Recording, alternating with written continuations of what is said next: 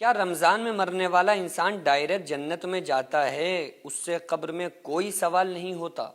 یہ بہت سارے لوگ اس مسئلے میں کنفیوز رہتے ہیں کہ جب کسی انسان کا انتقال رمضان میں اگر ہو جائے تو وہ کیا ڈائریکٹ جنت میں جائے گا، یا اس سے قبر میں سوال و جواب ہوتے ہیں یا نہیں ہوتے ہیں؟ تو دیکھیے، رمضان کے مہینے میں جس انسان کا انتقال ہوتا ہے وہ بڑا متبرک انسان مانا جاتا ہے، کیونکہ حدیث پاک میں بھی اس کا ذکر ملتا ہے۔ آقا علیہ السلام نے ارشاد فرمایا کہ جو انسان جمعے کے دن یا رمضان کے مہینے میں انتقال کر جائے تو اس سے قبر میں سوال و جواب نہیں ہوتے۔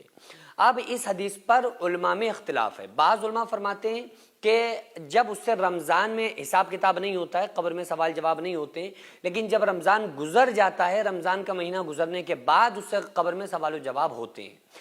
بعض علماء فرماتے ہیں کہ اللہ تبارک و تعالیٰ جب ایک مرتبہ کسی کے اوپر سے عذاب کو اٹھا لے اور اس کو چھوٹ دے دے، مہلت دے دے، اس کو بچا لے، تو دوبارہ اس کے اوپر اللہ تعالیٰ عذاب کو نافذ نہیں کرتا ہے۔ تو اس میں بہرحال علماء میں اختلاف ہے، آپ کوئی بھی اس میں رائے رکھ سکتے ہیں، لیکن اللہ تبارک و تعالیٰ چونکہ مہربان ہے، ارحم الراحمین ہے، رحیم کریم ہے، تو اس سے یہی امید رکھنا چاہیے کہ جب اللہ تعالیٰ نے کسی انسان کو اتنا متبرک مہینہ یا جمعے کا دن عطا کر دیا، اس کا مطلب یہ ہے کہ اللہ تعالیٰ اس کو عذاب دینا ہی نہیں چاہتا ہے قبر میں۔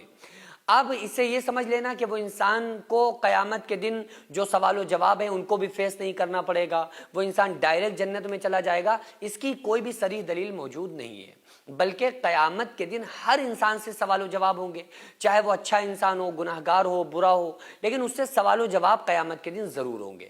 روز محشر کے جہاں گداز بوت اولی پرسش نماز بوت، قیامت کے دن سب سے پہلا سوال نماز کے بارے میں ہوگا۔ اس کے بعد 4 سوال پوچھے جائیں گے۔ پہلا سوال پوچھا جائے گا، میں نے تمہیں زندگی دی تھی، اللہ فرمائے گا تم نے کہاں لگائی؟ دوسرا سوال، میں نے تمہیں جوانی دی تھی، کہاں لگائی؟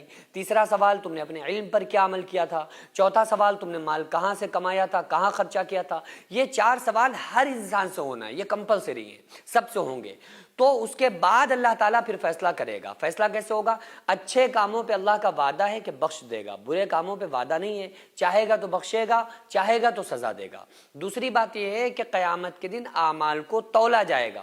جس انسان کی نیکیاں بڑھ گئیں اور گناہ کم ہو گئے تو وہ انسان جنت میں، اور جس کے گناہ زیادہ ہو گئے، نیکیاں کم ہو گئی، وہ انسان جہنم میں جائے گا۔ لیکن اللہ تعالیٰ کسی کو معاف کر دے تو یہ اس کے ارحم الراحمین ہے، وہ اس کے اختیارات ہیں کہ وہ جس کو چاہے معاف کر دے، جس کو چاہے سزا دے دے۔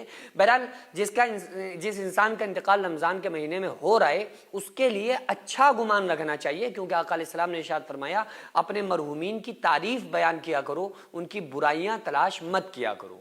وہ بچے جو بھوک سے بلبلا کے سو جایا کرتے تھے، وہ مائیں جو اپنے بچوں کو جھوٹا دلاسا دے کر سلا دیا کرتی تھی، آج ایسے 100 سے زیادہ ایسے گھر ہیں جن کو ہر مہینے ہماری سوسائٹی راشن دیتی ہے، وہ بچے آرام سے کھانے کھاتے ہیں اور آپ تمام لوگوں کو دعاؤں سے نوازتے ہیں۔ 100 سے زیادہ گھروں میں راشن دینا، ان کی دوا علاج کا خیال رکھنا، ان کی سردیوں میں کپڑوں اور لحاف کا اور بستروں کا کمبل کا انتظام کرنا، آپ لوگوں کے تعاون سے ہی غریبوں کے گھر میں راشن پہنچتا ہے۔ وہ بیوہ عورتیں جن کا کوئی سہارا نہیں تھا، وہ یتیم بچے جن کو کوئی پوچھنے والا نہیں تھا، آج الحمدللہ ان کے سروں پر ہاتھ ہے، آج الحمدللہ ان کو کسی بات کی کوئی پریشانی نہیں ہے۔ یہ صرف پاسبل ہوا ہے آپ لوگوں کے تعاون سے۔ میں رب کعبہ کی قسم کھا کے آپ کو بتاتا ہوں کہ میں تقریباً اپنی پرسنل اور ذاتی کمائی کا 90% حصہ میں خود اپنی سوسائٹی میں دے دیتا ہوں۔ یہ ہمارا آپ کو بتانا یہ کوئی بڑائی مارنا نہیں ہے، بلکہ آپ لوگوں کو اپنے ساتھ جوڑ کر کام کرنا ہے۔ آپ لوگوں سے بڑی عاجزانہ درخواست ہے، اپیل ہے کہ آپ لوگ ہمارے ساتھ مل کر زیادہ سے زیادہ تعاون کریں، اور ہم یہ ارادہ کریں، ہم یہ عہد کریں کہ غریب کے بچوں کو انشاءاللہ بھوکا نہیں سونے دیں گے، اور اس کا اجر اللہ تعالیٰ ہمیں دنیا میں، ہمارے مرنے کے بعد قبر میں، اور ہمیں آخرت میں ضرور عطا فرمائے گا۔